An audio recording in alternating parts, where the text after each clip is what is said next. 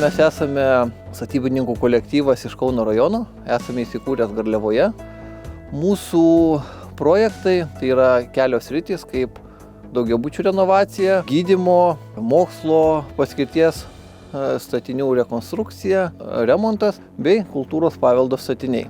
Keli pavyzdžiai būtų Kauno botanikos sodo dvaro rūmai, Jurgio bažnyčia prie pilies, Lietuvos sveikatos mokslų universiteto centriniai rūmai.